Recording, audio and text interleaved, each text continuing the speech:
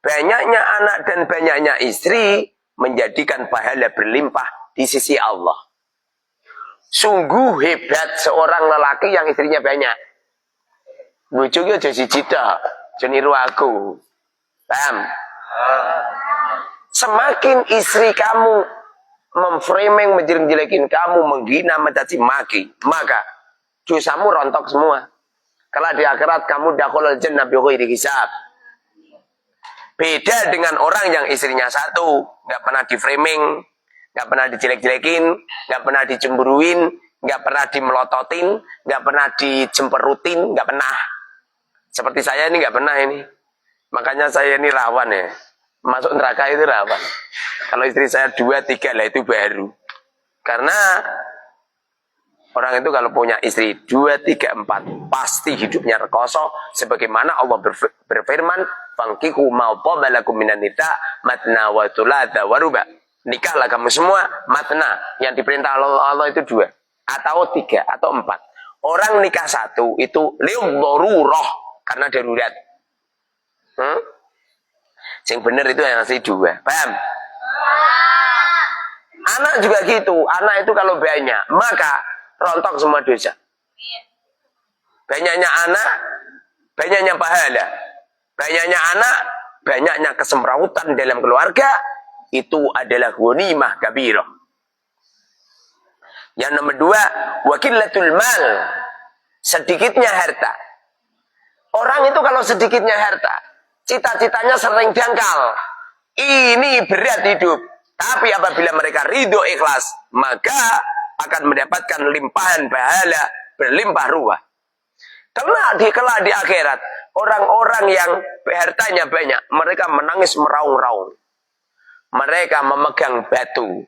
Tangan kanannya ada batu, tangan kirinya ada batu. Kemudian mereka membenturkan kepalanya, nyampe hancur berkeping-keping. Kenapa seperti itu? Merasa menyesal. Banyaknya harta, tidak banyak sedekah. Banyaknya harta, tidak banyak berbagi. Tapi orang yang hartanya sedikit, beratnya cuma di dunia saja. Tapi nanti kalau di akhirat enak. Saudara Muharrar, dalam Gusti. Ini hisab tanah, nggak punya tanah. Lihat tanah yang kamu tempati, tanahnya orang tua. Lu kan udah diberikan ke kamu, belum pernah ngomong. Oh gitu, iya. Hisabnya rumah, nggak rumah saya. Nggak rumahnya siapa? Rumahnya santri. Lu kamu yang nempati? Enggak. Ditempati santri semua. Oh gitu. Itu hisab mobil, nggak mobil saya. Lah terus tak rentalkan gratis. Lah itu tanah banyak, tanahnya tak wakafkan semua. Oh gitu. Hisab baju, itu baju kamu banyak, nggak ada. Mana?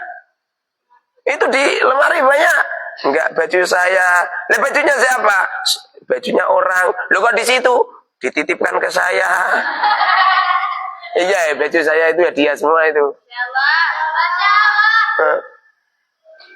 Pada akhirnya nggak punya hisab saya, nggak punya harta.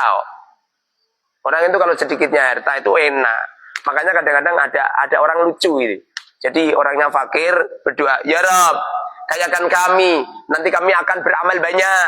Kayakan kami akan sedekah banyak. Ini orang natar Gusti Allah. Coba mana pangerane aku itu tak tekek kong. Jujurnya aku gak jadi pangerane.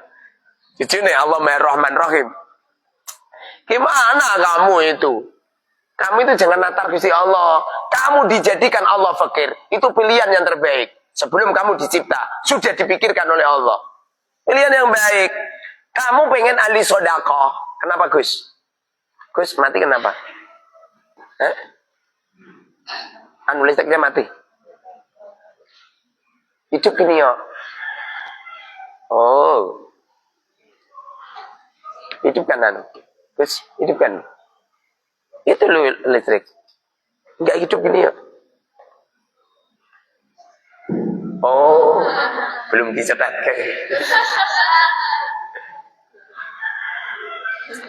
Kamu berdoa minta kaya.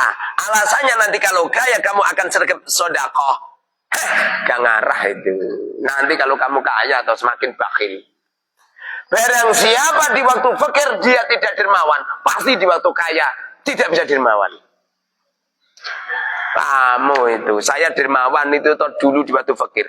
Saya pernah menjual rumah untuk menyelesaikan hutang orang.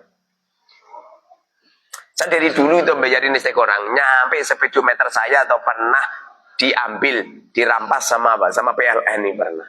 Gara-gara apa juga? Kurang kuat bayar. Bayarnya berapa juga? 20.000. Lu jenenge randuwe kok, kowe lucu. Hah? Paham? Saya dulu di waktu belum punya mobil, saya sering rental mobil. Lalu mobilnya rental tak gadekan, lalu uangnya tak sedekahkan. Barang siapa yang fakir dia tidak bisa berbagi, kelak apabila kaya tidak bisa berbagi. Kamu itu, kamu sedekah nunggu kaya kan? Gak bener itu. Ada pengajian di daerah kamu, danani kamu. Tanya sama panitia, butuh apa? Sound system. Bayarnya berapa? Udah saya. Butuh apa lagi? Teratak. Bayarnya berapa? Sekian. Udah saya. Berapa? Bisa untuk kiainya? Sekian juta. Udah saya. Konsumsinya berapa? Sekian juta. Udah saya. Apalagi? Kursi. Udah saya. Ini saya. Gitu. Ilmu barokah kamu kacau balu. Wow, kamu itu buat pengajian rawanin danani ya. Malah bisnis. Mayat wis mati lho bisnis kita uncali kursi yang. Alasannya apa coba? Alasannya apa coba? Apa namanya? Biasanya orang ngabsen mayat tuh biasanya apa? Arwah jamak. Setiap mayit itu didol 5.000 asem iki. Iki keplek. Paham? Sudah dimakamkan, sudah diterbeloni, wis diuruk, wis dipatoki, ojo apa? Jangan bongkar-bongkar mayat yang sudah dimakamkan. Kamu itu arwah jamaah, setiap satu mayat 5.000. Pernah dengar enggak? Pernah enggak? Arwah jamaah ini. Pernah enggak? Nah, ono panitia pengajian terus dodol arwah mayat gitu. Ketua panitianya tutuk Enggak bener itu. Poleng kamu. Terus sama mayitnya bodol 5.000. Nanti punya 10 mayit didol 50.000. Untuk apa? Untuk pengajian. Kamu itu. Orang kayanya di mana? Paham? Enggak bener itu. Mikir dulu. Makanya naturungi miringnya sing nah. Miringanan, aja miring ngiri. Akibatnya gitu, pengajian yang ngerepotke umat. Umatnya kepala pusing, yang kira pengajian pusing. Isra Mi'raj ya, sak kampung Mi'raj kabeh. Mi'raj kabeh. Gara-gara apa coba? Urunan. Sidi-sidi urunan, sidi-sidi urunan. Niru Kanjeng Nabi, enggak ono urunan. Kanjeng Nabi dulu itu kalau pengen perang tidak pernah mewajibkan yang pengen bantu silakan, enggak juga enggak apa-apa gitu. Paham? Terjun di tengah masyarakat ya, jangan dibuat batu loncatan untuk mencari kekayaan. Enggak Ustaz, itu untuk anu Ustaz. Anu apa? Wegi kegedean anu. Untuk apa? Untuk pengajian di pondok saya. Berarti kan yang punya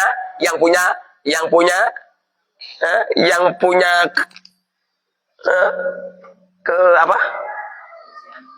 Yang punya hajat, yang punya apa bahasanya itu? Kan kamu itu. Engko terus rame ning omahmu toh. Terus masyarakat berbondong-bondong nggawa gula kopi terus mentuk akeh toh. Poleng. Nah sing senengane kataman Quran nih. Angger kataman bayar 10 juta, 5 juta. Nggawa wedhus, nggawa beras sak-sak. Halah kata Al Mubarok nek kataman ning masjid ya selesai. Kamu itu agama kamu buat peluang. Ini yang jadikan masyarakat tersuge-suge. Masyarakat gak sejahtera gara-gara apa coba?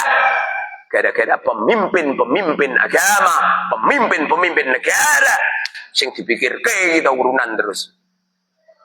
Saya jadi presiden tak hilangi semua pajak. Pajak tanah, pajak motor, pajak mobil, semuanya tak hilangi. Yang tahun depan, tahun 2029 calon ke presiden tak hilangi kabeh. Semua pajak. Motor ono pajaknya. Motor itu kalau nggak ada pajaknya atau paling regane 10 juta. Yang mahal itu gara-gara pajak. Paham? sing guna, sing cerdas gitu. Kasihan ini umat. Saya itu pengen umpamanya jadi presiden itu 90% warga negara Indonesia wajib punya mobil. Jadi kredit mobil cukup DP-nya 1 juta. Kredit mobil DP-nya 1 juta, kreditannya 500.000 per bulan. Kira-kira punya mobil semua nggak? Punya. Hah? Lunas, sedang mobilnya bani hilang kabeh. Paham? Sengitat. Maslahatil umat itu mikir kamu, mikir. Naudzubillah. Wal jarsu fi daril iqamah.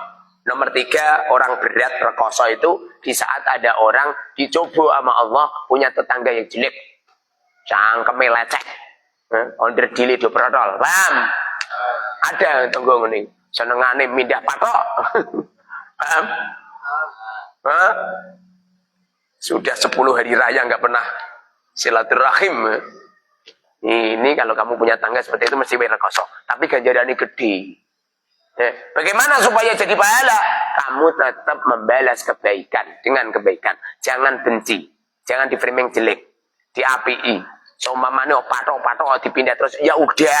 Rasa melu mindah. Biar dikuasai dia. Kalau perlu wehno kabeh. Paham? Nanti sebentar lagi itu enggak begitu lama. Rumah tanah orang itu kebeli kamu. Paham? Loh, dulu saya itu rumah saya kan kecil ya. Meletakkan jemuran itu loh dipermasalahkan masyarakat. Hah? Bahkan dihancurkan masyarakat. Sing mau koordinir siapa coba? Kiai. Sing mau koordinir itu kiai itu. Wong yo ngisi khotbah, yo ngimami masjid. Mengkoordinir penghancuran jemuran podo. Apa yang terjadi? Semua tanah sekitar kuburan kebeli semua.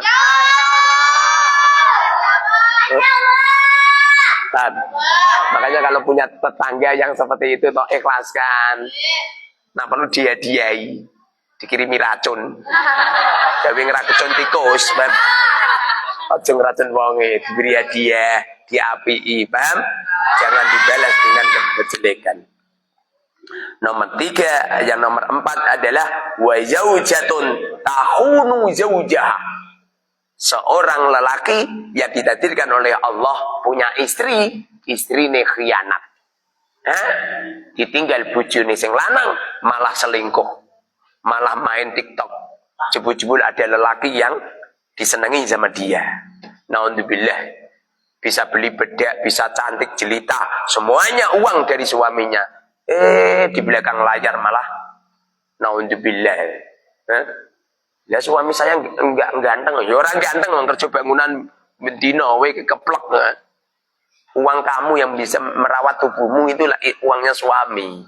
Semestinya kan menjaga amanat dari Allah Subhanahu wa taala, adil amanata, datangi amanat itu, adil amanata, datangi amanat itu, limani ada manaka wala takun man khonak. Paham? Wa kana Sufyan Tsauri yaqul, Sufyan Tsauri mengatakan, man tazawwaja faqad adkhala dunya baitah. Man tazawwaja, man barang siapa tazawwaja yang nikah. Barang siapa seorang jomblo-jomblo yang belum laku-laku nikah, kemudian nikah.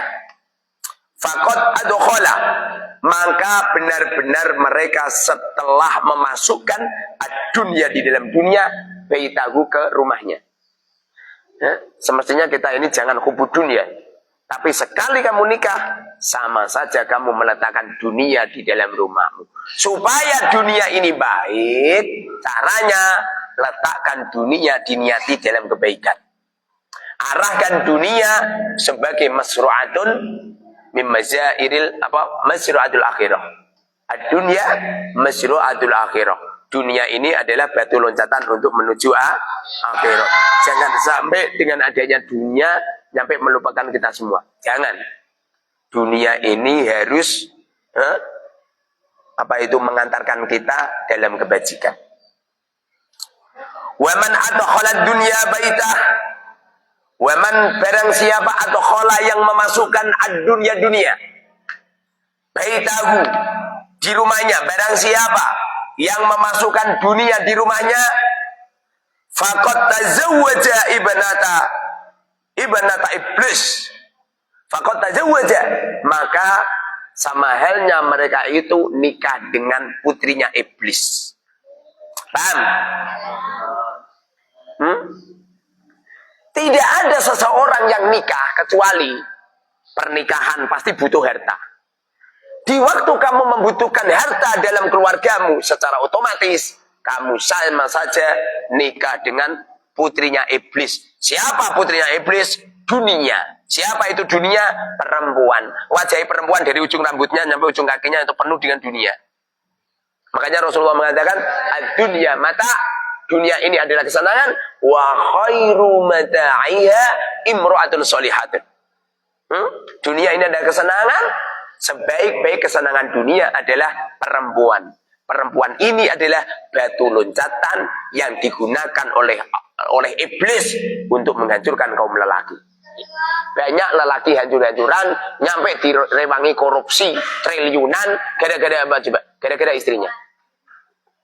Pada akhirnya istrinya ketingkring meninggalkan rumah mewah, suaminya ada di jeruji besi. Kamu nikah dengan perempuan, sing asli kamu nikah dengan putrinya iblis. Paham? Kenapa kok putrinya iblis? Sebab perempuan dari ujung rambutnya penuh dengan dunia. Nara percaya coba. Kenapa perempuan harus menutup rambutnya? Karena dunia. Kenapa harus menutup organ tubuhnya? Dunia. Hah? Kamu seneng sama perempuan, kamu akan rekoso sepanjang hidupmu. Apa meneh nyampe bojomu meteng? Halah. Nek kok metengnya nyampe ping 12, Masya Allah. Kowe rekoso dunia akhirat deh. Paham? Cuma kalau kita bisa merawat putrinya iblis dengan baik, maka akan diganti oleh Allah surga. Diganti oleh Allah pahala berlimpah. Paham? Carane ngono. Jadi tidak ada seorang lelaki yang nikah kecuali dia sedang memasukkan harta di dalam rumahnya, di dalam dirinya. Tidak ada seseorang lelaki yang memasukkan harta di dalam rumahnya kecuali dia sedang menikahi putrinya iblis. Kenapa kok ngono? Kenapa seperti itu? Iblis menghancurkan manusia lewat harta. Biasanya perempuan anggere mripate melek mesti urusan dunya, urusan duit. Lha kok Ustaz ngerti? Ya ngerti ngerti bojo. Aku belum bangun Mas. Ada uang enggak Mas? Buat beli beras. Ngerti ya? Nah bapak-bapak kayak nyampe.